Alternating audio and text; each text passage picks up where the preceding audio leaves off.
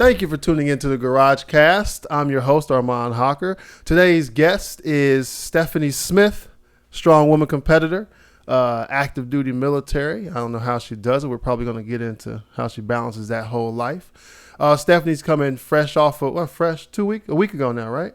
Nationals? Yeah. 3 weeks. No, it wasn't 3 weeks. 2.5, 3. Probably so, yeah. It was the same weekend. 11th. Muhammad Ali up here. Yeah. So Stephanie's coming fresh off of a USS Nationals champion. Can we call you the champion? Of the 181 class. Of the 181 class? Hey, a champion's a champion. Did they give you a belt or just like the plaque that says, hey? That was that half a point. Yeah. The belt goes to the overall winner. I got a nice plaque. Are you serious? Though. Yeah. So you're like the Intercontinental champion? Are you familiar with wrestling? A little bit. Intercontinental. I don't know if I want to admit that. That was like 90s. Like back when I was a kid. Yeah. I used to watch it hardcore. So let's get into that. How did I know you train with Chad and you train at Brute, but how did you actually start? How'd you get into even competing in Strongwoman? Because it's still kind of a small pool of you guys, right? It's not this abundant, everywhere you go, you got these strong women competitors looking at you like, why don't you deadlift 600 pounds? Yeah. So if we can get into that, how'd you start competing in Strongwoman? So it all started with CrossFit. Yes. Everyone wanted that. Yeah, I did partake in the CrossFit stuff for quite a while. I guess 2.5, 3 years maybe. Yeah. So I was stationed in Fort Campbell, Tennessee. Right. And I trained at CrossFit Solidified. Very, very awesome little area, little gym. Yeah. Good community. And so I was decent at CrossFit. I wasn't really good at the gymnastics stuff, but the lifting part, the Olympic lifting, I noticed I was really strong at those lifts. Right. A lot of the technique stuff, not so much, but the lifting of the heavy stuff, I loved. Right. And so I came back off a deployment from Afghanistan, and one of my really good friends, Brenda, she came up to me and she was like, hey, you want to do this competition with me? And I was like, well, what is it? And she's like, oh, it's got these truck poles and these stones like we have in the back of the gym that nobody ever touches. Right. And this thing here, deadlift. She's like, it's going to be easy. And I'm like, sure, why not? All right. So I got really excited. I was like, okay, well, how do we train for this? Yeah. We had no clue. None. Right. Just move stuff. Just move. Right. No technique to any of it. So we grabbed our coach, Russ Bollinger, and he's a really good guy. He kind of showed us some things that he's seen throughout his time, and we just kind of rolled with it. We had like a month and a half to train for it. Right.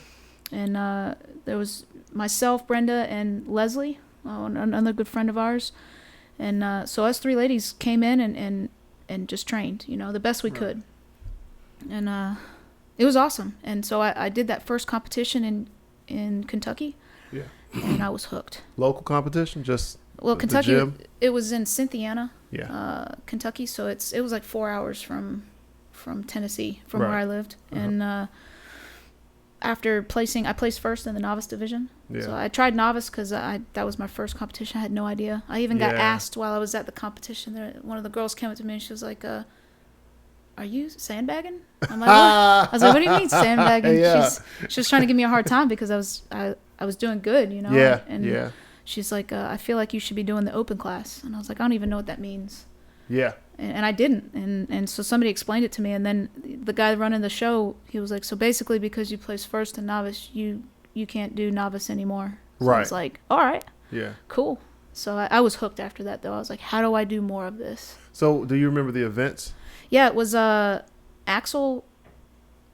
It was an axle and a log clean and press. So it was like going back and forth. Right.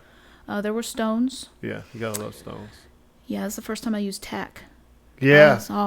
Because I had, like, going into the competition, we didn't have heavy stones in my gym. The heaviest we had was 135. Yeah, that's nothing. So, I mean, now that's nothing, you know? So one of the girls was like, here, use this. And I was like, what?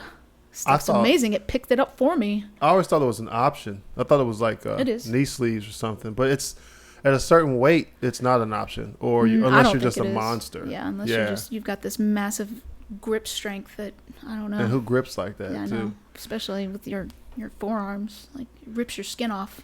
Yeah, that's not fun. Yeah. There was a truck pull. Uh-huh. There was a farmer carry. Yep. And then the tire flip for distance. Well, it was like a... How many reps or something? Who can go the basically, farthest? you had a distance, farthest? And you had to flip it to the end of the line. In the Oh, fastest for time. Yeah. For time. Yeah. Kind of like CrossFit. Mm. So what we were talking before. So for CrossFit, you did it kind of just phase out, or you were just like, I'm maxed out on weight? It doesn't. Did it? I'm sorry. Did it not interest you? That's why you just kind of went to Strongwoman, or was it? Were you planning on doing Strongwoman the next day? I'm sorry. Were you planning on doing CrossFit the next day? But Strongwoman kind of just took you, like, I'm doing this because I can pick things up and put things down. So I started CrossFit to get back into shape. Yeah. And learned a lot about nutrition and about myself. A lot of the people there taught me some good things. And once I realized, people pointing out that I was strong, pointing it out, I was like, cool. I want to be able to do something with it. And when I started training for Strongwoman, and so I did the competition, and I kind of was like, I need to get better at this because this is fun, Right. And CrossFit did phase out. I didn't feel the need to have to. Some of the stuff was good because it kept me, like the Metcons, I feel like it kept me a little bit faster, kept my conditioning down.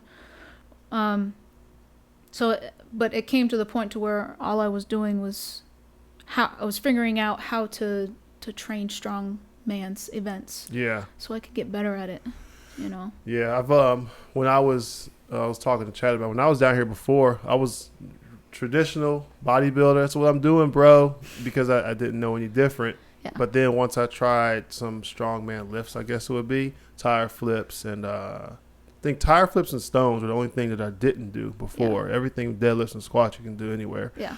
But once I figured out stones, I think it was, I kind of, if I could have stayed here, because I was leaving once again, if I could have stayed here, I probably would end up being a strongman competitor. Yeah. Or at least just working Give at it a shot, yeah. Because it seemed like the same thing as you were saying, that just trying the lifts, people start to not. I wasn't some strong guy, but doing stones and doing tire flips, they were like, "What? How did you?" But that's the crazy thing about strongman and strongwoman. It's for everybody. Yeah. Anybody can do it. That's what's amazing about it too. Is it's so encouraging. Mm-hmm. Like you stand next to a complete stranger at any competition, and they're standing next to you cheering for you and pushing you. Yeah. Some people not so much. Some people are a little competitive. I noticed that some people can be there jerks. are some really nice people out there that hey, this is a better way to try this. Do it like this. See if this works for you. Yeah. And that's what I love about Brute is it's filled with powerlifters and strong men and women and just people who like to work out that, hey, try it this way. This may work for you. Kind of been there, done that. So they, I think it's maybe like in the military, a friend of mine, he got commissioned. Mm-hmm. So me and him were the same pay grade before he got commissioned. And his point of view for about a year, 9 months was, here's the information, man, because we're not in competition. Yeah. And he was the kind of guy that would still help you out. But I think with lifters, when they're not in competition, they're kind of just there to maintain the strength. And maybe it's still a stress relief or whatever it is. They see you starting or they see you doing something, and they will honestly try to help you. It's just a certain some people aren't receptive to that. But when I would go, or just even now, even with this, even with anything now, old age gets in. I'm not old, but age is just a number. Yeah, it is until your back hurts. Like, what the heck? But when people try to help you like that, particularly in something that you don't even know, but you're trying to perfect that sport, you're trying to perfect that movement, you're trying to perfect that weight, everything you're always trying to progress in it. So when people can help you like that, I think it is pretty good. And over there at Brute, just the short time I was there's a lot of knowledge, a lot of experience. Yeah. And looking at that board, you might want to get on that. And I think I don't know how it's been so many years. I don't know how low it goes, but say there's 100 spots on deadlift. If you can get spot 100, it's like, okay, now it shows progression. Yeah. Because there was a time where I think, like you were saying, you went from CrossFit to Strongwoman, so you're still starting. So if you can get somewhere with it, I think that's always It's always a plus. Yeah. So we mentioned your active duty. Yeah. Right. So how do you find the time? Because I'm sure, I mean, I'm active duty too, right? How do you find the time to do it, or is it are you so passionate about it that you will sometimes lose sleep because I got to go train? Absolutely. Yeah. It's hard. Luckily, I work at a really awesome, a smaller unit. Right. I work at a professional development academy. Right. So there's only 23 people in my unit. Yeah. But I have a really good chain of command that supports me. Yeah. They found out, as soon as I got there, I was like, hey, I'm doing this kind of thing. And I train all the way in Norfolk. So I work in Newport News, which is 45 minutes from Norfolk. So they don't give me, like, if I put in time off, they say absolutely go for it. And, when I told them I was going to Nationals, they were like, go do it. Go do your thing. And but I try to do the best that I can at my job. And, I'm pretty new at it still because I just got here in December. Yeah. So I'm still learning. And I like I said, I work with some pretty awesome people that have really helped me out. And it's tough, like as soon as I'm done with work, I shoot out of there and I am sitting in traffic. I'm going as fast as I can without getting in trouble by the cops to try to get here. And so I can get in the gym and just lift, like I tried just going to the on-post gym and training there. But like, it's just, I can't. There's a difference. There's like I was doing it to where I was only coming to Brute 3 times a week. Right. And something was missing in my life, like the people and the just the mentality, like there's fit people in the Army all over the place that spend hours in the gym, you know, but I don't know, there was just something missing and I just was like, I can't do this. Like, I think the post gyms are fine for maybe maintaining. Yeah. But I remember I heard Steve Austin say this, that he was kind of raised in a gym where people just lift heavy shit. Yeah. So for him, deadlifting 500 was nothing. Yeah. But you go to a commercial gym, deadlifting 500, people have seen it before, but you kind of stand out. Yeah. So I think that's the difference. And I can only imagine if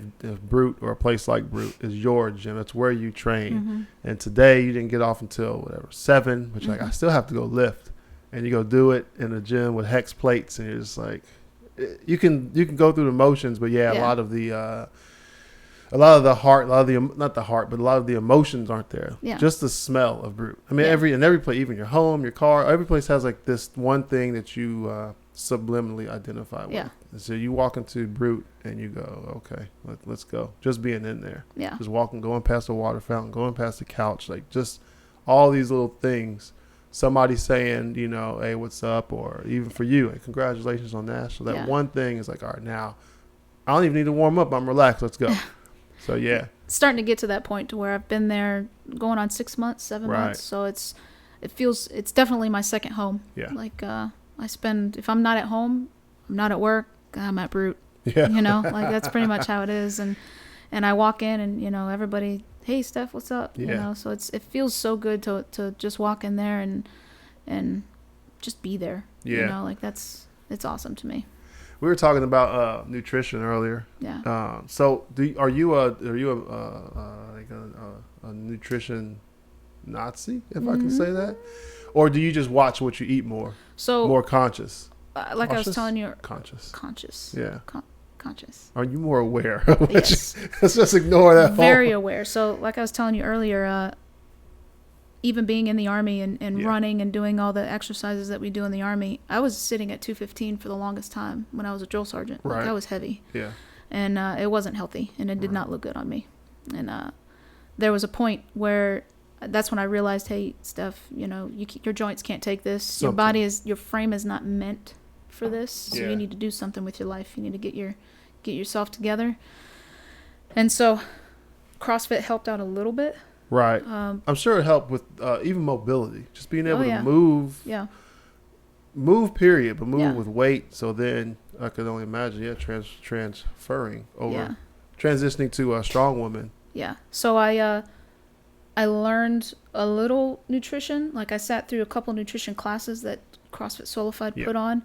And I learned a lot. Like, I was like, wow, I had no idea that, what are these macros? What is this? You know, like, this means something? You mean I can't eat a pizza and you know, be okay? Yeah.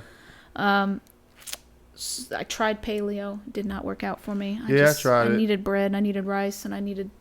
I think if you phase it in, it's okay. But I think most but of us just there was a lot that I didn't know. Like, I didn't fully understand it. And I still decided to go full force into it. And I didn't see results, so I got angry and quit.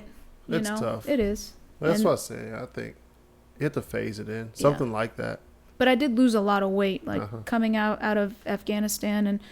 And when I decided to start Strongwoman, and I realized there were weight classes, and I didn't want to be categorized. There's nothing wrong with it. Yeah. But I didn't want to. I saw the weights that some of those girls were lifting, and I was like, man, I need to get to the lower weight class so I can figure this out and lift that weight versus this weight. And I did, I guess, calorie counting. Yeah, I think that's how it started. Block eating. What's that? Uh-oh. Yeah, it was, I guess it's like macros. Right. But it was, they had like a list of carbohydrates you'd eat off of, and then, you know, your list of protein, and then you would eat in blocks. So you were allowed, based off your body weight, a certain amount of blocks a day. Right. And so as long as you stayed within those blocks, which is the same, I think it's the same thing as macros. I could be very wrong, but you still weighed your food. Right. Each block had to be a certain amount. And I was doing it very wrong because I was very uneducated about it, and I wasn't eating enough. Yeah. And so learning that, you know, you can't starve yourself and expect to, you'll see results, but they're not going to be long lasting results. You know, they're not going to be the results. You're going to lose strength. And I was at a dead halt, and I wasn't performing like I wanted to. You know, I ended up hurting my shoulder, and I was left to squat for like 10 weeks. Which is awesome, you know, but at the same time, I feel like my best, I guess, event is anything overhead.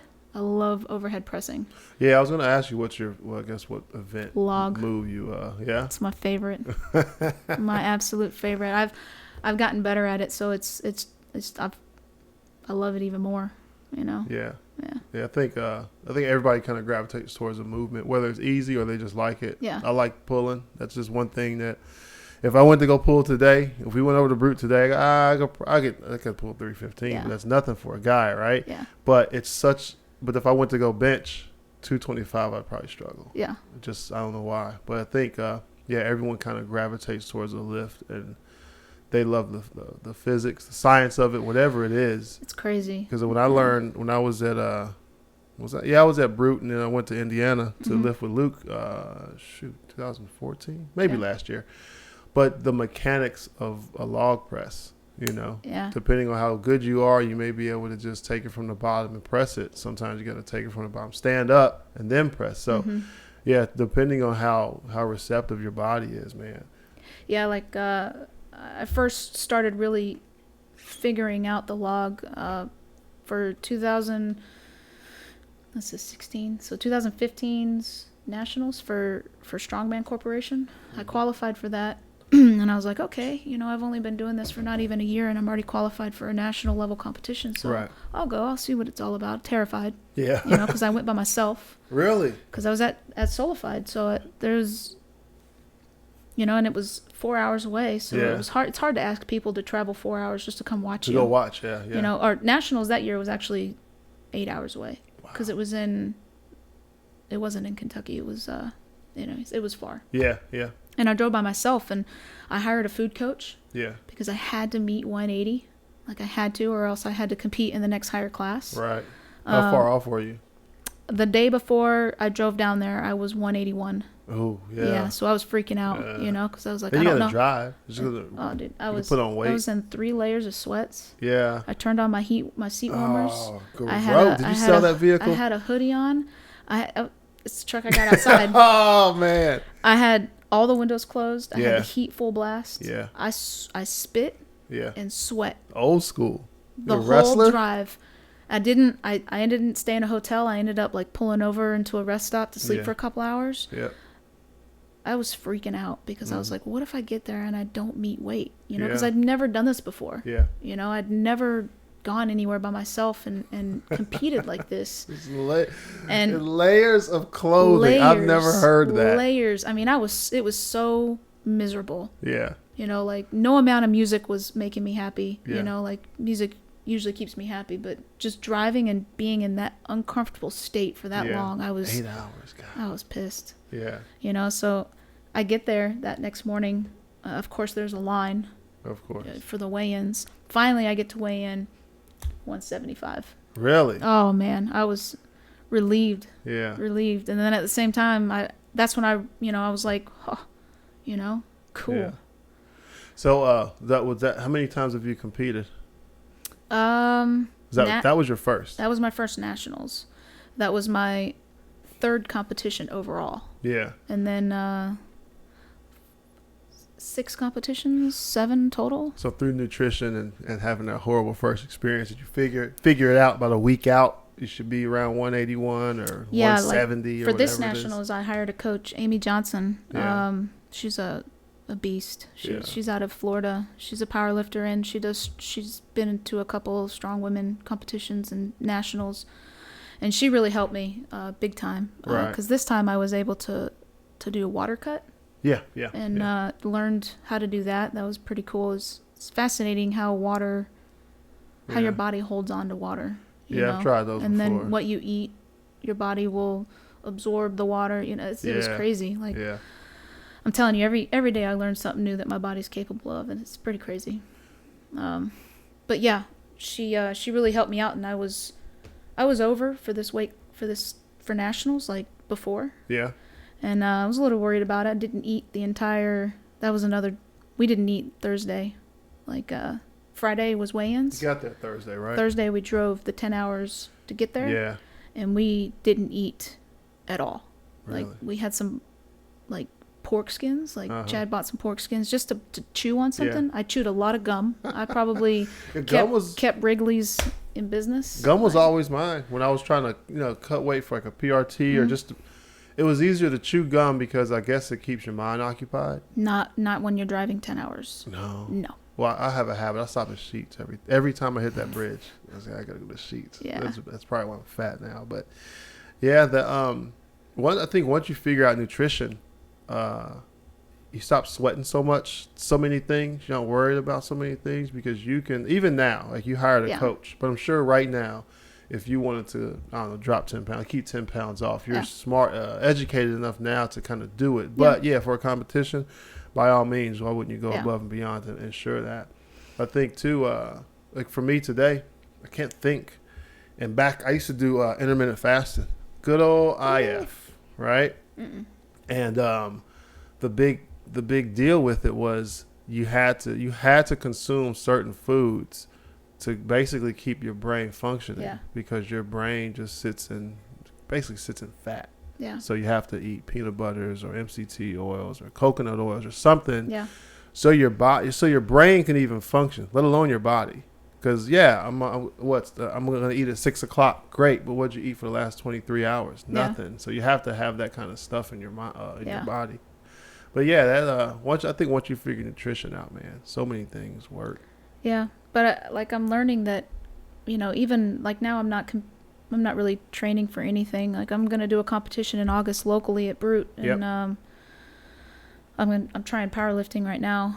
Competition in October, but I want to be able to stay where I'm at. Like I don't want to go too far away from 181. I feel like that's a really good weight to walk around at. I'm comfortable at that weight. I feel strong at that weight.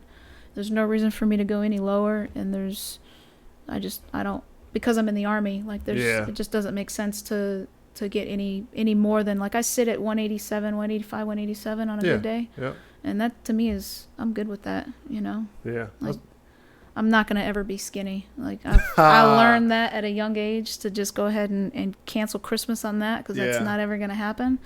And I've accepted just how my frame is, like. Yeah, I was thinking about that. I think that's what I'm going to do with this next year. I'm gone.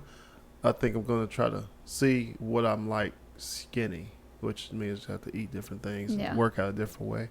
But I've never been skinny. Never as a kid. Never ever. I've always been a bigger kid. I've always been a bigger adult. I'm not really not big, but I've always been healthy. Yeah. But that you're talking about that staying at 181. That's not the same thing I told Luke, because he just did a competition. The deadlift log. This past weekend. Yeah. The log deadlift. Then he had nationals before that. Yeah. And before nationals, he was trying to cut like 30 pounds or something.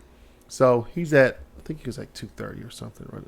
But that's what I was telling him. I said, you should probably just hang out around maybe 240, but that's a heavy day. Yeah. But probably you should hang out there, only because I don't compete.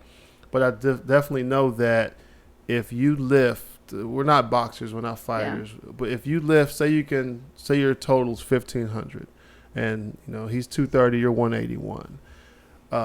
If you train and know that, then it's easier to go into a competition. Your expectations are already there. Yeah. So if you start water cutting or changing up, doing more cardio, you actually don't know what you're going to be able to lift that competition day, because your routine, your whole thing is so thrown off, because you're not water cutting every week. Yeah. You're not,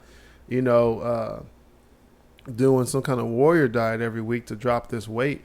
So I've always thought, even for fighters, that you should probably stay within 10, 15 pounds of your competition weight. That way, because you're 181 going into comp, and you can do a 350 log press, right? I don't know your numbers, right? You can do 350 log press. You're going to spike because of adrenaline, because of just competitiveness, just because you're going to, when you compete, I believe you're willing to hurt yourself to excel, because it's only one day, but there's only one lift that matters. It's your biggest lift. So when it comes to that, I think staying in that that weight, staying around that same weight definitely helps mentally, because I don't think I could do it. Like, oh man, I gotta lose 30 pounds. So I don't even know what my max is 24 hours or whatever it is after cutting all that weight. Yeah. I know what it used to be, but just walking around at, what am I, 250, 260, whatever it is. Walking around at that, I don't know what my lifts are going to be like. Yeah. Because I've even heard about people trying to rehydrate and refeed and all this stuff, and they eat something bad, now they got the shits. So try lifting with that. It's a thing hanging out. That's why it's important, like when you go for, to try to set yourself up for a competition where you can weigh in the day before the competition. Yeah. And in the morning. So that way you have that time to refuel your body. Yeah. You put those electrolytes back in your body. My coach told me, make sure you have a Pedialyte and dark chocolate. Yeah. Not milk chocolate. No, dark milk chocolate's chocolate, candy. like a dark chocolate bar. Yeah. Next to you. As soon as you get done weighing in, down it. Yeah. And then you can go eat. And just make sure when you're eating, like, be smart about it. Like, don't have a milkshake. Yeah. That's funny. Don't have a milkshake. Okay. And enjoy yourself. Yeah. Put that food back in your body, but definitely don't go sit at McDonald's. Yeah. Like, put a steak down there. Most Feed of that yourself is with some real food. Most of it's experience, because I think, would you guys, I don't know if it was after weigh-in, but you guys went to eat, and it was on Instagram, and Chad had a bowl, like a rice bowl or something. This was at Nationals? This is at Nationals. And we went and ate breakfast as soon as we were done weighing in. That might have been it. It was amazing. Yeah. But being smart about what you're eating, because just eat what you would normally eat. If you want steak, I wouldn't, competition day after weigh-ins, I wouldn't go crazy and go, oh, we're in Louisville, let's go get a Louisville Slugger burger. Nah, man. Nah. Find you an Outback. Go get you a steak, get you some fries or whatever you're going to eat with it. We did have a pizza, and that was pretty amazing. I'm not going to lie. I don't think pizza can't be amazing. Yeah, we enjoyed ourselves. Like, we had fun with it, like we ate. Yeah. Like we were so hungry on Thursday that all we could think about and talk about was, man, what are we going to do when we are able to eat? And by the way, next time we do that, we're not going to do that. Right. Next time we go to Nationals, we're not gonna be to the point to where we're so close, to where we can't eat or drink on the day before weigh-ins, because that is just terrible. It's like torturing yourself on purpose. That daggone that experience will get you, drop the I don't know, maybe 10 pounds under, but you can kind of diet your way to 10 pounds under. That way, the day or two you're there before the weigh-in, you're pretty confident, and you can still eat. You can still, even if it's dry chicken, something, you can still consume some food, so you're not going crazy. Yeah. Like we even I brought my scale and your official. My scale. Yeah. I sat in the shower, hot water. Like I sweat out a little bit because I was freaking out. I was like, I'm 180.9 right now, and I had to be 180.4. Yeah. Or 181.4. Right. And I ended up weighing in at like 180.6 or something like that. So just under what I was allowed. But I was okay with it. I was like, I don't care. It's time to go eat some food. Yeah. Give you my T-shirt, and I'm out. Right. This was in May. Luke wanted me to do a competition, but it was the same thing. It would be my first novice by myself. I ended up not doing it because I was supposed to leave where I was. There was some confusion. I was either supposed to leave and go somewhere else to another command, or I was going to be there. And if I were going to be there, I wouldn't be able to do it. But that was the biggest concern for me. Not the lifts. I don't care. I could compete and only, do a farmer's carry for 3 feet. I don't care. Yeah. For me, a lot more of it is just competing. But like you said, the weight class, I was going to class in heavyweight, and I was like, "There's no way." Luke is lighter than me, and he can lift circles around me. Yeah, it's on YouTube, people. But when I saw that was my biggest concern. Yeah. And I don't have coaches. I guess I could if I went on the internet and looked, but that was my biggest concern, was how do I cut the weight? I need to lose weight, but how do I cut the weight then? How do I do it? And that's when I got into water cutting and just counting calories. But it kind of gets deeper than that, man. If you're going to live that life, then you have to really, your nutrition has to be spot on. Yeah. And I'm supposed to go to Idaho Sunday, I think. Yeah. Sunday, I think I go to Idaho. And tomorrow? Yeah. Yeah, shoot. Yeah, tomorrow. I go to Idaho, and then from Idaho I go to California for 10 days. Nice. And my biggest concern is, all right, how am I gonna eat? Like, how am I gonna figure that out? That's the hardest part with, up to a competition or just in general, like you have to have that discipline. Yeah. To I pack my 6-pack. Oh, you have bag. one of those? Yeah. The 6-pack. Yeah. That thing is amazing. Yeah. When I was on carry it with me everywhere I go. Like I walk into work and people, when I first walked into this new job, people were like giving me those crazy looks. Yeah. And I was like, look, I got to eat. I love it. Base my day around eating. I love that thing. Yeah. I think it's time for me to upgrade to the biggest one. You don't have I have the biggest one. It's pretty big, but there's like one that's even bigger. Yeah. That's the one I want. I'm the jerk with the biggest one. Yeah. Has, I think, 5 food slots. Yeah. Mine's got like 3 food slots. I've got that one. I love it, But I took man. the trays out because I was like, this ain't cutting it. I need more space. So for food? Yeah. Bigger meals? I just have a lot of Tupperware. Like, I don't use the ones that they give you. Yeah.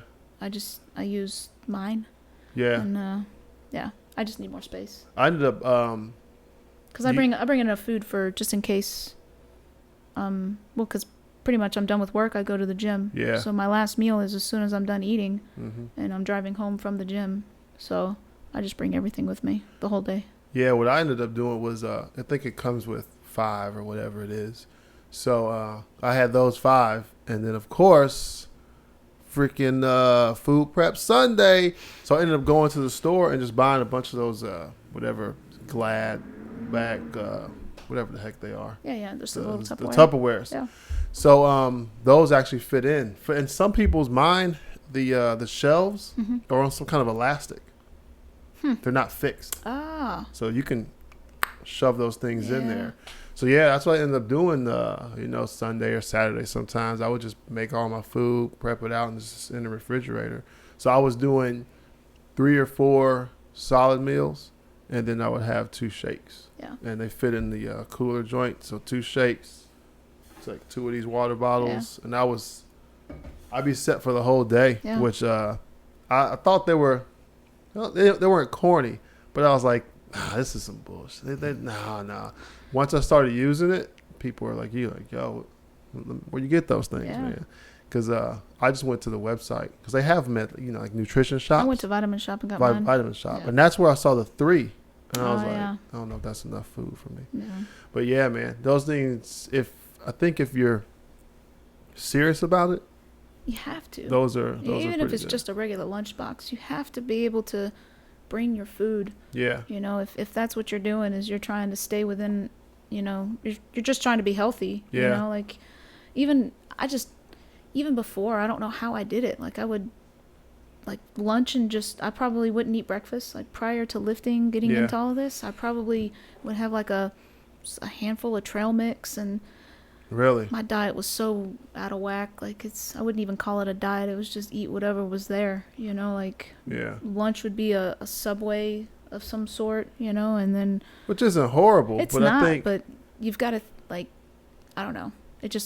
It clearly was not working for me because it was not giving me the results that I wanted, Yeah. How I heard it and how I really understood it was if you don't prepare something, then it's easier for anything to happen. Yeah. So if you don't prepare your meals, that's how you end up. Not that there's anything wrong with TGI Fridays, because daggone it, they have some delicious TGI food. Fridays, yeah. But when it's TGI Fridays 4 days a week, or what gets me, maybe us, is hey, we're going out for lunch. Like, God damn it. Yeah. So, and that's where it comes in. I'm not that serious. So I'm like, all right, man, I'm just going to get somewhere. They're getting it. But the serious person would be like, all right, that's cool. Pull the Tupperware joint out and go there. They may buy a lemonade to be social, but that main meal is going to be, whatever's in their Tupperware. So we had a couple weeks before Nationals, we had Chad. like a going away for a couple of the people that I worked with. Yeah. And it was at this Brazilian restaurant. It was really good. I've been there before. I could not eat the food. What do you mean? Because I was so close to Nationals. Oh, yeah. I didn't want to risk stuffing my face, and then... So I literally walked in with some food. And I sat there with my cup of water and lemon and just talked to people, and everybody's like, eat. And I'm like, I got my Tupperware back at work. I'll just eat that. I wasn't going to roll up with my Tupperware. No? No, I don't think I'm... You're not there yet? No. I'm telling you, I'll either eat before I go into the restaurant and I'll sit and talk to people. Yeah. Or I'll just wait till after. That's what a guy, as you go up in the ranks, right? No pun intended, but literally. You're in a lot more meetings. Oh. So we had a guy, he just retired, and he lifted his whole career and all this stuff, did the competitions, like a figure model, like bodybuilding competitions, right? Yeah. And I was talking to him about it, and he was just saying, man, sometimes you have to eat at 1:00, and then you have a 3:00 meeting, so you have to eat again at 2, even though your window is supposed to be 3. So that's where I got into more protein bars, quick meals. Yeah. So I would literally, okay, this meeting's gonna start in 6 minutes. I would just slam it. Because what would happen is I would eat almost 2 meals within an hour because I had to go to a meeting that easily lasts 3 hours. Yeah. But once I started doing that, and that's already had this, I forget what it's called, six-pack, whatever it is. Once I started doing that, I went, oh, this is what serious nutrition is about. This is what, if you have a goal, because that's when I got down to 224. I was eating like that because it's sketchy as all can be. But I'm talking to my my brother-in-law, and he was just like, all right. So he just took a piece of paper and wrote this long formula out, right, on the back. Yeah. Like, okay, you weigh this much and blah, blah, blah, all this stuff. And he flipped it over. He goes, all right, man. So you have to hit 2,100 calories, and then you have to eat this many meals per day. And I'm like, well, what do I eat? eat whatever the fuck you want, man. Yeah. But you have to hit these numbers. Flexible. So once he did that, once he showed me that, and I did it, and it started working, I was like, okay. Yeah. And I've also heard that for overweight people, let's just say, if you the more often you eat like that, every 3 hours, it prevents you from putting some bullshit in your mouth. Yeah. So I got to the point where you've done it before, where you're shopping for stuff. You go, okay, I got to hit these numbers. I got to lose this weight, whatever it is. You start to get more creative. Yeah. So I found, which probably is the worst thing for me, but they're called they're these little butter cubes. Land O'Lakes makes them. They're like butter cubes, and they're called sautés or something. Okay. So you can get like herb garlic or Cajun spice, ranch, all these different flavors. So I take the boring chicken breast, chop it up, and one of those on there. Oh man, that was the only thing, because I can eat anything. Yeah. Really, I can eat hot sauce and apples. I can eat anything. But when it came to my menu being so small, it's either chicken, or sometimes I would do ground beef. Yeah. But when and that's all you have, you really have to start to become really very creative. Because you can easily, and that's how people get bored. Yeah, that's me. And then they quit. That's me. Look at me now. I'm guilty of it too. 260 Absolutely. Probably, sitting here. Absolutely. Yeah, that you lose. Sometimes you lose the motivation, but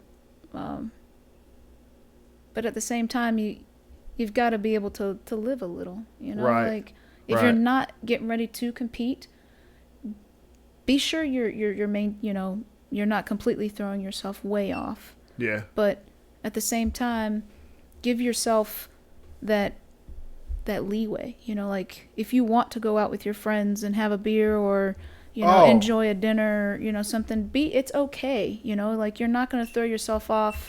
Don't do that every night of the week for a month. I used to have days. I would say I would pack like 2100 is my number.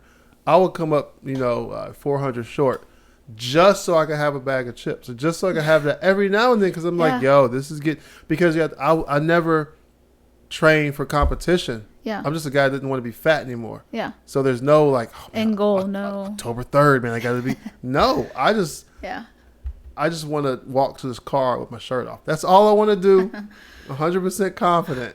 So yeah, there were many times I would make up food, and I'm like, all right, man, I'm gonna leave this open, because what we used to do was Fridays. Yeah. We would have kind of early Friday, so we'd all go to lunch.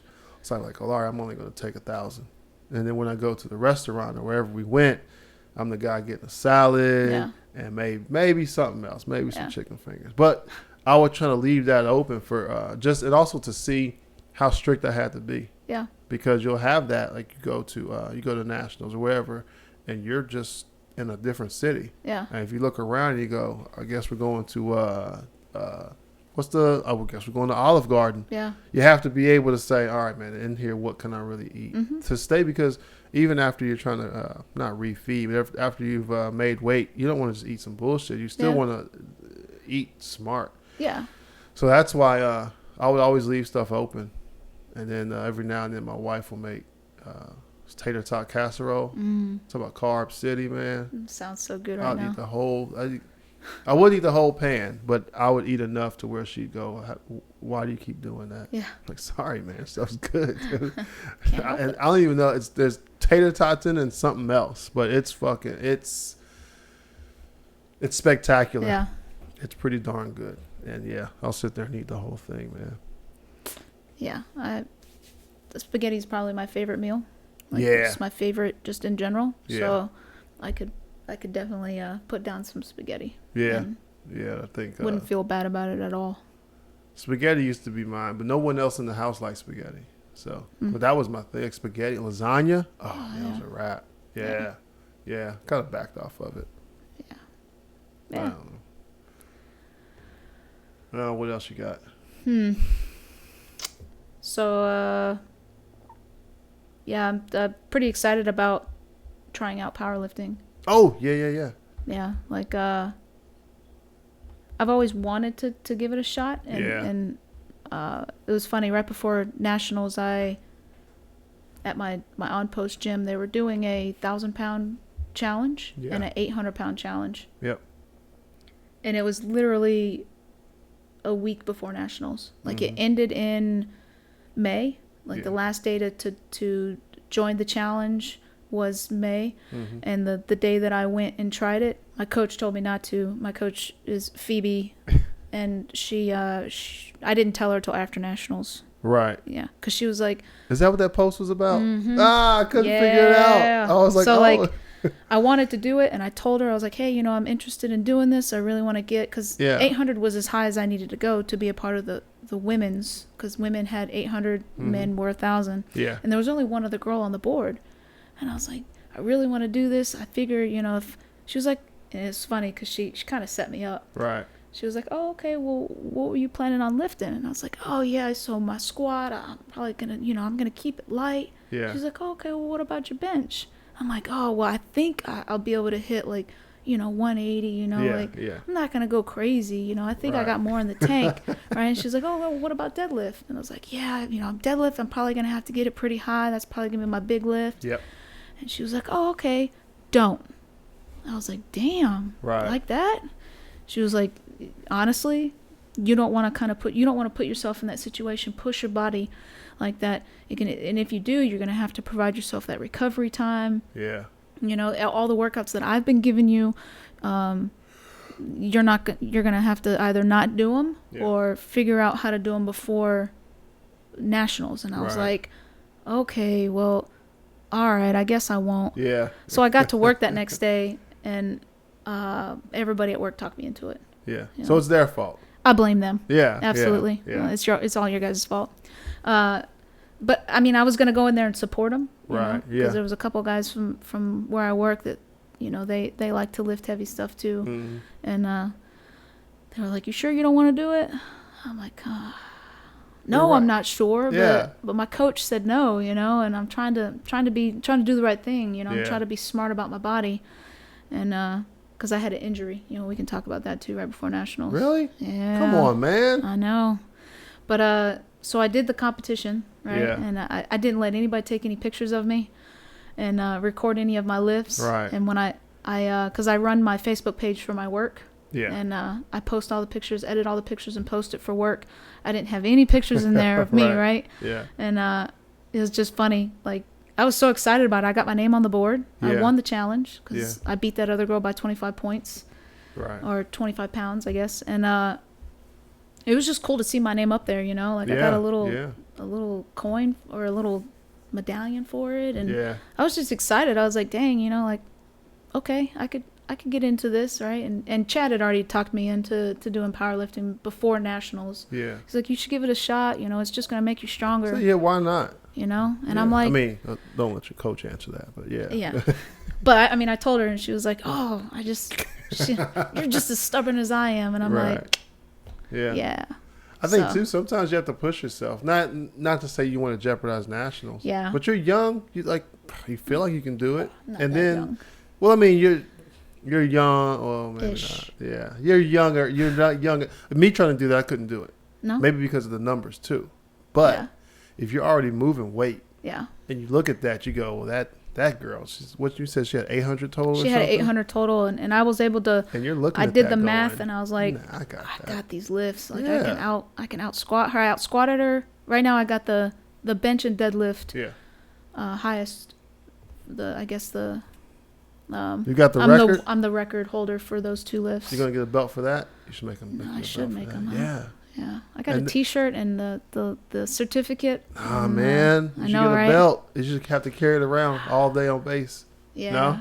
Maybe that would be cool. Out of uniform. What the heck? Right. So that was pretty fun, and I'm really looking forward to October. I'm gonna do Brutes. The Halloween. The Halloween one, yeah. Wait, that's a different one. Mm-mm. You said August before. August is a Strongwoman. Oh, shit. Strongwoman. Yeah, look at you. Yeah, I'm going to do that one, and that'll be a qualifier for 2017 Nationals. Yeah. So I'm going to go ahead and try to get that out of the way. Yeah. And just have fun with it. Like, that's the biggest thing when I go and compete is I tell myself, have fun, Steph. Yeah. Like... Don't take it too serious. It is serious, but have fun. Enjoy yourself. Learn something about yourself. Yeah. And... Yeah, I do. I really do. Like, I cheer on other people, or I try to, you know, even if they are going up against me. But yeah, I'm really looking forward to the next few months training up for the squat or for powerlifting. So what's your totals for powerlifting? I guess rookie totals. 825 is really the first time I've ever tried to do those 3 lifts. Yeah. And I guess gave myself a total. So 825. Yeah, but that wasn't my heaviest squat. Yeah. My heaviest squat is 315, and that's with no wraps, no sleeves. So I guess it would be raw. I don't even know anymore. I don't know. Bench, I used, like, when I first started out lifting. Yeah. I was in the 200s. Really? Yeah. You know, like 205 maybe, and of course when I stopped working out, it's just like anything else. If you don't practice it, you're not going to be good at it. Your muscles are not going to remember that. Yeah. You know, so that you're not going to be able to do that anymore. Yeah. And so 185 was what I pressed that day, and I feel like I could get a little bit higher. My goal is to be in the 230s, 240s for October. And then deadlift, that's my favorite one. 380 is my max right now. That's not bad at all. And my goal is to be in the 400s by my 3rd attempt. Like, so do you follow a training program? Yeah, Chad's helping me out right now. Yeah. Like pretty much just, we're doing 5x5s with squats. I love 5x5s. Those will get you stronger for sure. Yeah. I learned that there is a high bar squat and a low bar squat. Never knew that there was a difference between the two. You'll prefer one. I think low bar. Low bar? Absolutely. I love a high bar. Yeah. High bar is how I hurt myself. Really? Yeah, because what was it? What'd you hurt? My hip. What? Wait a minute. So probably towards the end of March. So when I first got to Brute, I started in December when I first got here, and I already knew I wanted to compete for North Carolina's Strongest, which was in April. Right. It was either going to be North Carolina's Strongest or Kentucky, Beast of the Bluegrass, which is in Kentucky. Yeah. And they were both Platinum Plus competitions, which means they qualified you if you placed first. Right. They qualified you for 2017's Arnold, which, I mean, in my head, I'm just like, man, if I can make it to the Arnold. I missed the Arnold in 2015 by 2 slots. Yeah. Which really pissed me off. I was like, I've only been doing this for a year and a half, and you mean I missed it by 2 slots? Yeah. Shit. Yeah. So that's what I had in my head, and I was training very wrong for it. All I was doing was events. I wasn't really working accessories. Yeah. So, I ended up hurting myself. I ended up putting my body in such a state where, I don't know. I really don't know how to explain it, but I ended up tearing my labrum in my hip. So you were basically kind of redlining your body? Yeah. Yeah. All the time. It'll happen. Like, yeah. So I was just training. I wasn't being smart about it, and so I ended up doing a competition in March, which is what qualified me for the Nationals this year. Yeah. I think it was one of the last times to qualify for Nationals that was a close competition. Yeah. I didn't have to drive all the way over to America to go qualify. Right. So I went ahead, injured, went ahead and did that one, placed first. And I was kind of thankful that I didn't hurt myself even worse. You know, like I put capsation cream all over my hip, and I was just like, screw it, like I'm going to do this. And went ahead and did it, and it hurt so bad. Right, like I shouldn't have done it, but I did it. And I ended up pulling out of North Carolina Strongest. Because I knew I qualified for Nationals, I kind of thought about it, I was like, go do really well at Nationals or attempt to do really well, because there was some strong ladies going in North Carolina Strongest, so I had no idea how that was gonna turn out. So I kind of told myself, Steph, go break your hip at Nationals. Right. Yeah. That's gonna be a better break than if you go to North Carolina Strongest and you completely get punked. Yeah. So I had already paid for it and it sucked, but I went ahead and said, hey, I'm not coming. I'm gonna go ahead and do Nationals, and I'm kind of glad I did. I felt really really good. I backed off of squats and I backed off exploding movements. Yeah. I saw a physical therapist and he was like, yeah, it looks like you have like a partial tear in your labrum. And he's like, if you don't slow down, you're never going to squat again, which immediately popped up a red flag. And I was like, what do you mean never squat again? Like it's not in my vocabulary. Right. You're right. Yeah, you were, to have that total too is, I don't know, is it impressive? I haven't been around a lot of people, but it is. I don't have that total right now. I want a bigger total. Yeah. And I was, if I can say this without being offensive, I thought you were a bigger person. Seeing you, I mean, you're not small. You're not, 5'1", what is it? 5'1", 115 pounds. Yeah. But I just knew, maybe it's all the angles of the pictures. Maybe. I was like, I knew this lady was a 5'10", 6 feet tall, just a monster. But is knowing that you're like at maybe average size, maybe average height, does that drive you to want to get those bigger numbers? Because like you were saying, you were moving certain weights, and it wasn't hard, it wasn't difficult. Yeah. So being this size, looking around, and there's some people that may be bigger than you that aren't moving that way. Does your size help the drive? Like, I want to lift more because now I'm out lifting that big tall chick now. Or whatever. Like that's kind of why I was okay with.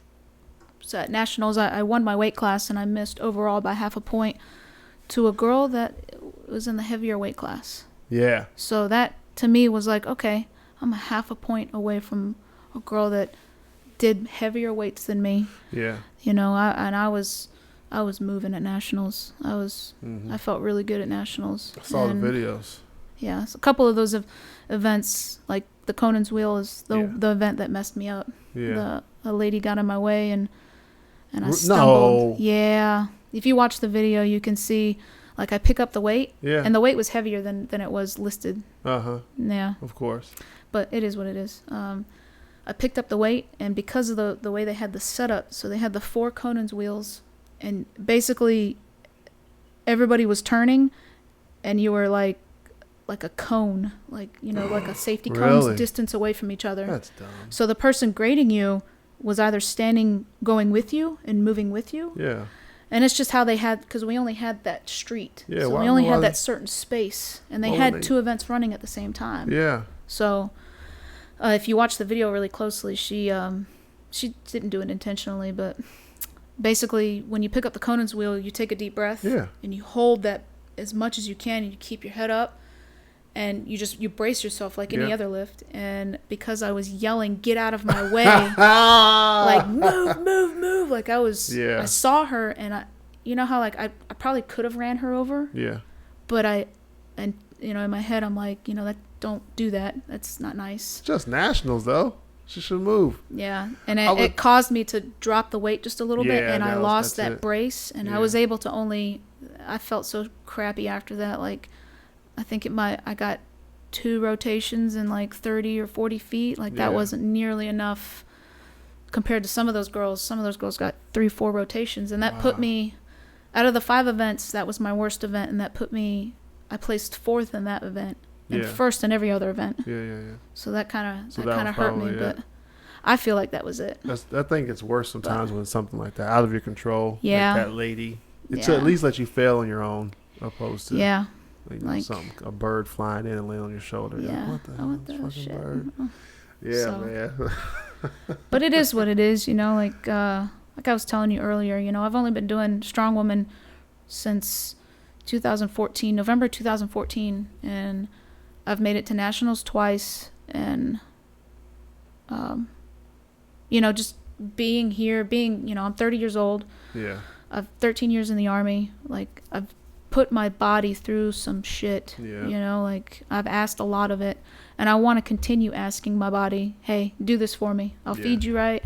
And I feel like if I just, if I continue to feed my body and ask it, like it's going to do it what I want of it, like I don't want to get to the point to where I've pushed my body so much that in 5 years it's going to be like, no. Yeah, you don't want to quit on you. Right. So I want to keep doing this. I want to see where I'm at in 10 years. Like that would be awesome. Some of those ladies were, they told me that, they'd been doing this for 10 years and had never made it to Nationals. Wow. So I'm just like, sweet.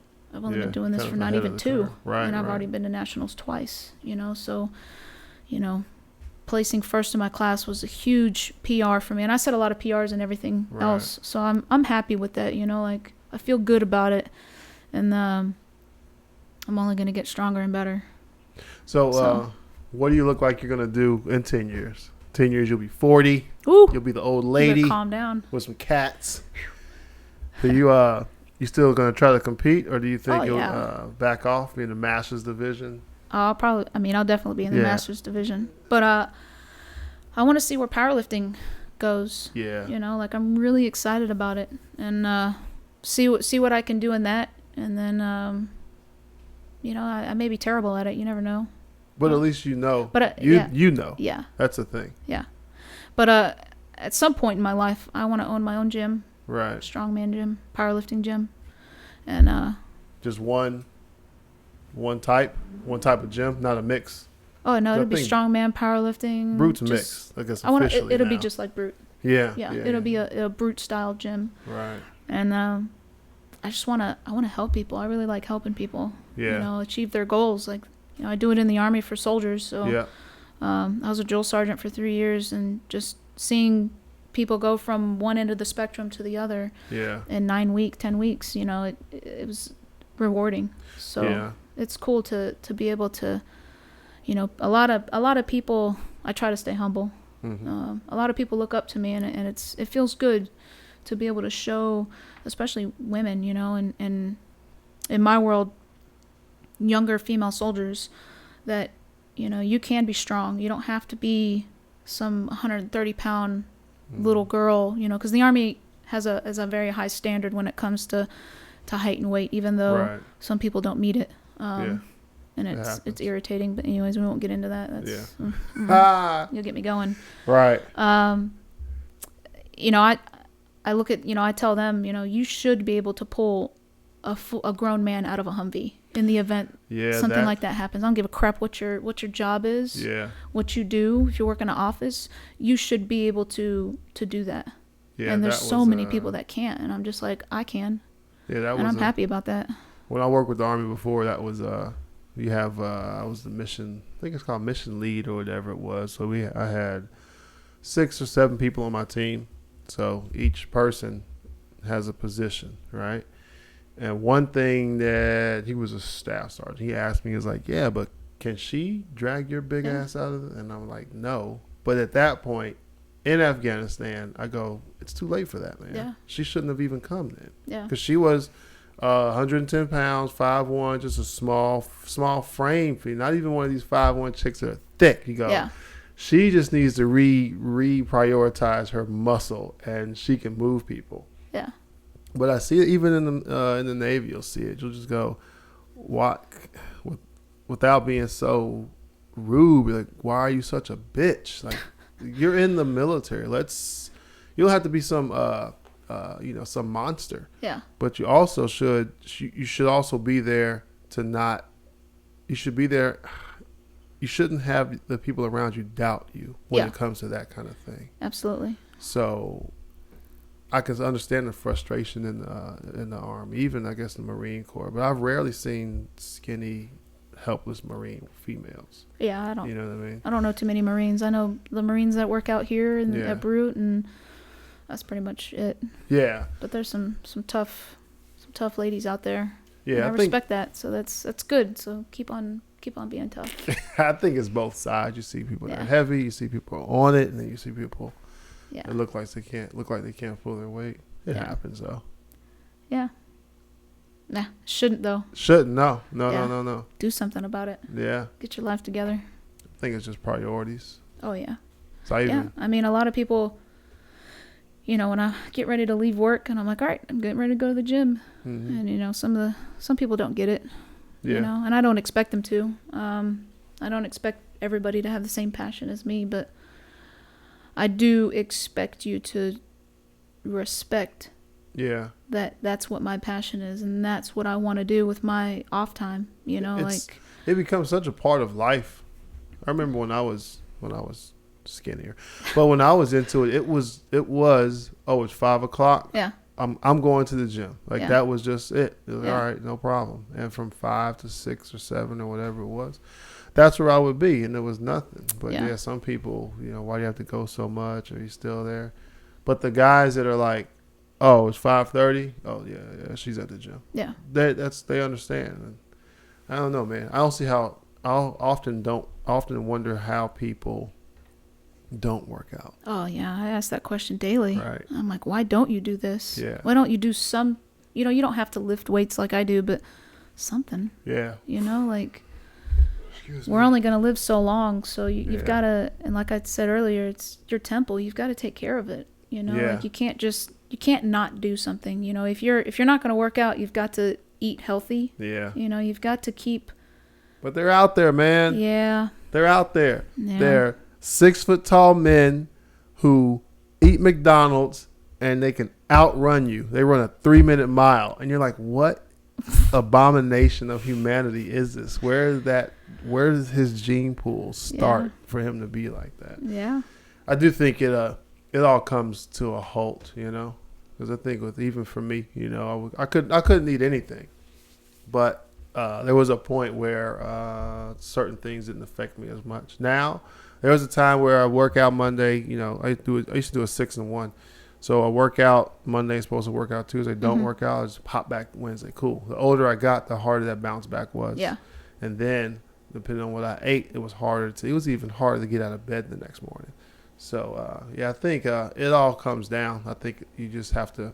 The trick is getting ahead of it enough, get the ball rolling. Yeah. So your willpower gets you through that Yeah. bad workout, and then all right. Now instead of taking 10 minutes to warm up, takes you a half hour, but you're in there. Hey, You're still getting that's it. me. Yeah. I take it serious now. After hurting my hip, like I've been going through physical therapy. The first month was a joke, because Mhm. the Army, the process you have to go through before you can see a physical therapist is, What? it's terrible. Stop it. You got to go to sick call, and then I don't go to sick call. I just called my doctor and I was like, look, I need this appointment. Yeah. And so I went and saw her 3 times before I could actually get into a physical therapist spot. And Wait a she minute. gave me she pretty much gave me stronger ibuprofen Yeah. and muscle relaxers. Yeah. And I was like, listen, That's I'm good not your stuff. typical soldier that just wants a profile Yeah. and drugs. Yeah. I want to be fixed. I want to know what I did wrong so I don't do it again, and fix me. Do we? So help me. Yeah. Right? And it took 3 times to see her and be like, look, this isn't working. Yeah. The muscle relaxers, I couldn't even roll out of bed. Mm-hmm. And to sit in my truck to drive, to Yeah. lift my left foot to move it. Yep. Good thing I don't drive stick shift. Mm-hmm. That would have been impossible. That hurt to Yeah. that small muscle or whatever it was. I thought I pulled my hip flexor, Right. And then finally she gave me my MRI and sent me off to the physical therapist, and he was like, yeah, you got a partial tear, Yeah. and you don't have any strength, you didn't use, at some point when I did because I did it squatting, Right. and it was crazy because I didn't have hardly any weight on the bar, Yeah. but I went down and it popped. Mm. I came up, I had enough strength to come up, and I was like, that was weird. Yeah. And it hurt intensely after that, and I was like, man, I just did something stupid. Sometimes, man, you'll tweak stuff, and usually you can tweak it and keep Yeah. going. But yeah, I did. Somehow, this was years ago now. I pinched something in my shoulder that made my arm go numb. Right, and I was just like, nah, I'm good. Back in the 225 bench press days. Yeah. And I took it off the rack, bench hit 3, and then one of them I lifted it, and something I don't know what happened. Yeah. But something got pinched all up my arm, was all numb. And what the fuck? So I got off the bench, partner did his set, went back to try to do it again. I could move it, but I couldn't. It's it felt like I couldn't feel my muscles flex. Yeah. So it was awkward to hold. So that lasted for about a week, man. Yeah. A whole week, and I don't know what it was. Yeah. But 225, then it was nothing. 225 was working weight. Yeah. It's nothing. All right, I got that. So you talk about not that much weight. It doesn't take that much. No. Especially for squatting, it could be weight. I have this obsession to have my feet aligned, not the left forward or right forward too far. That drives me crazy. While benching, or while squatting? Oh yeah, squatting. That's absolutely. It's weak. Toes out in. I'm pigeon toes, so toes out's hard for me. But everything else doesn't matter. I want to keep my feet, my toes on some imaginary line. Okay. That's the thing that'll drive me crazy because I've done that before where I've squatted, I guess, where I'm facing left or facing right, and I can feel it in my back and my hips because my you're just lifting different. Yeah. It's like doing a lunge. Like you did all left foot forward lunges, you'd feel it. Yeah. So doing sets and sets of squats or even deadlifts with that 1 foot forward, it can mess you up, and that's my thing. And it'll be that strange muscle. Like I don't even know how to massage just to make it feel better.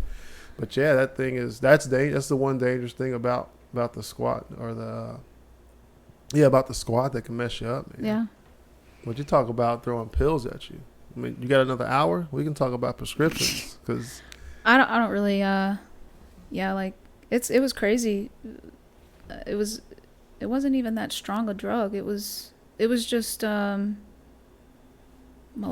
What? It was just Flexerol? No, she gave me Flexerol at first. Oxycontin?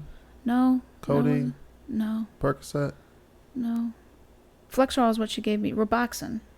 Yeah, I have that now. Yeah, and then she gave me Flexerol, I think. And Flexerol helped, but I've never tried any sort of drug at all, not even marijuana or anything. Yeah. Like, so I don't have that. I feel like I'm addicted to being in the gym, but I don't have that addictive personality to stuff like that, alcohol or anything. So yeah, I've never been a pill guy. I flat out told her, I was like, look, fix me. Don't just numb me. But that's the thing. And I talked to some docs, and the issue is if you break your arm, if you go in there and your arm's dangling, they can't say your arm is broken, but they can say you got to go to the emergency room, get an x-ray, whatever. Okay, it's broken. But if you come in with a pain and you have no prior history, they have to give you pill. Yeah. They have to do that's the Army's way. Physical therapy. Military, I don't know what it is. Yeah, I think you have to be a serious complainer, I guess. I don't really like to. I'm not really a complainer, but I had to go in there 3 times for her to take me serious. Well, I was like, in my whole 13 years in the Army, I've torn my meniscus. Yeah. And that's fuck that meniscus. Pretty much it. Like as far as injuries, I guess I had bicep head tendonitis in my right arm. Yeah, that was terrible. I thought I tore my rotator cuff. Like that's how bad the pain was. But like other than your typical, my back hurts from foot marches or whatever. I really haven't. My medical file is probably not very thick. Yeah. So when I went in there, I was like, this is serious, I don't hurt like this, so it freaks me out, when I can't do something. So it was, I don't know, it was crazy. Yeah, it's weird how that, because you can't go in and say, hey man, I need physical therapy. They almost have to have proof unless something happens. I've said this before on here, I broke my neck and my back. And they were just like, yep, physical therapy it is. But everything else, it kind of takes, hey, man, this isn't working. Yeah. This really isn't working. Because especially if you weight train or do anything that's athletic, any kind of work.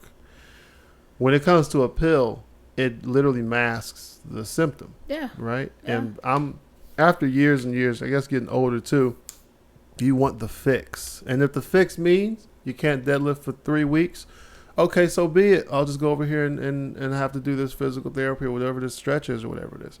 That's okay, but the problem comes when they give you a pill and you think you can still do the movement. You do the movement, and now it tears even worse. Yeah. So I think it's just dangerous, man, when they start through. Sometimes pills are, but I'm not a pill guy. I won't even take pills for headaches. Yeah. It's not on. I won't even take pills for headaches. I've had killer headaches, and I'll literally, this is when I had an office, I would shut the door, sit back in my little chair, turn the lights off, and just kind of, I don't know if it was meditating. Yeah. But I would kind of just zone out for about 10, 15 minutes, and the headache would just move to the back of my head. I'm good. Let's roll. But some people, man, as soon as they get the slightest bit of pain, they just pop pills. I think some of that, it's think you can train your body to need that stuff. Like if you smoke, if the remote control stops working on your TV, I gotta get a smoke. Fuck, man, you gotta kind of push through this stuff. Yeah. There's a time where you have to smoke. Got it. Yeah. But you can get through this without that, man. Yeah. And I got ear surgery too. They gave me Vicodin and Vicodin and I think Oxycontin, one of the two, right? I took a couple of them. I was like, this shit doesn't work. But they gave me fentanyl. Oh my god, that stuff's good stuff. Is it? Yeah, but you have to tell the nurse. Yeah. They injected it, so they wouldn't give me my own. Like, just hit a button. Dang. But it's rare that I'll take a pill or something like that because I don't feel like it helps the problem. No. Like say you go train today, right? You hurt yourself. There's a very good chance, depending on what the exercise was, you just sit on the couch and that's it. I'm gonna sit here and rest, or I'm gonna stretch a little bit, but tomorrow I'm not working out. Yeah. That's sometimes that's the answer. Yeah. But some people, my leg. Gotta go to the doctor. But they're reaching for the ibuprofen or whatever, and I guess I think that stuff's a placebo a lot of times. Yeah. I just think it is like food makes you happy. If I had eat some ice cream right now, I'd be happy. But I don't think it doesn't. What I always notice is it doesn't solve the problem. Yeah. You can smoke, you can drink, you can take a pill. But what's the problem? Yeah. Oh, your foot's hanging off your leg. You need to go get some pins put in that. Yeah. At the surgeon. Yeah. But yeah, man. I don't know, man. So we've been going for a while. Yeah. Yeah. Hey, Chad, you getting in on this? No, y'all doing good. What the hell? Can Fat Boy Fabrication sponsor this episode? Sure. This episode is brought to you by Fat Boy Fabrications. Your local mild-mannered Greek yogurt eating, I don't know, representative. Oh, but yeah, I gotta pause. All right. Pause. I gotta let everybody know we're at. We gotta thank Chad Dunn, aka Big Fun Dunn, aka Fat Boy Fabrications, for opening his house, opening his home, and cooking us dinner tonight. Yeah, steaks. No, for recording this. But yeah, man. Steph. I'm sorry. Yeah. Steph Smith. What's your Instagram so people can bug you? Yeah, it's Stellar Lady 85. Stellar Lady 85. Yeah. You got anything else to plug? This will come out. What's today? This will come out. I don't know. Next week. Your next thing is the October thing, right? August. Next event, August. Yeah. I don't know my biggest months. thing is gonna be October. Yeah. That's the powerlift. My first powerlifting meet. I'm gonna put up some big numbers. Pull a hip, but get that weight up. Yeah. That weight's going up. Get it after you do the lockout. Like, oh, my back. Yeah. I think that's it then, yeah? Yeah, I think I mentioned my coach. She's Phoebe. Yes. She's awesome. She works out at Brute. Instagrams? She does. Do you know it? How dare you? Mighty Mama? Something like that. Yeah. Yeah, I'll look it up real quick. Yeah. Hey, man. That's not in your macros, man. What are you doing, man? See, Phoebe _ Mighty Mommy _ 757. Stop it. Can you hear that? Did you get that? Yeah. Phoebe _ Mighty Mommy _ 757. That was my coach, Strongwoman coach. All right. Chad, I guess he's my coach now. He's Fat Boy Fabrications. Right. Yeah. Takes payment in Qdoba. Hey, what did you eat the day down at Nationals after y'all weighed in or something? It was Qdoba, wasn't it? Luke said you had a bowl. And I was like, I forgot where we ate. I was like, who is that guy? And Luke's like, I don't know, man. Chad's eating a freaking bowl. You can get all the sides, though. At the cost of the tortilla, you can get all the sides. Yeah, that's what I started doing down here. I stopped getting tortillas. Let's get a bowl with double chicken. Half rice, double meat, double beans. Oh, you can do half rice? Boom. I'll get double chicken, hands down, son. But you gotta wait till they do 1 scoop. See what their 1 scoop looks like? And Yeah. be like, nah, Hey, dude. let me go ahead and get steak. Let me get a And then second. put it on. You want queso? Let me go ahead and get chicken too. Yeah. And then come back with that full scoop of steak. Why do you have it down to a science? Because that's how you get gains. Like, watch this. Yeah. They try to skimp on you. Yeah. Yeah, that's You know, because they give you the scoop and then a little bit more. yeah. You say, hey, let me get double meat, chicken, and steak. Yeah. They give you 1 scoop of each. Yeah. So you gotta get that scoop and a half. Gotta watch them. Or, hey, Why am I? if you want to be trifling, you call them out. Hey, bro. Just like that. Hey, bruh, Yeah. why am I finding this out 3 weeks later? You should know this. I know. I should be I'm blaming versed. on Luke. I should be versed in Luke it. dropping the ball. Bastards. Yeah. This is about Stephanie. Steph. This is about Steph. Well, it's about him too. He was at Nationals too. What happened? Ain't nobody got to know that. Yeah. Don't listen to I ain't him. when it don't matter. He did good. You're in what is that? You're on Instagrams. It's a wrap. You're out there forever now.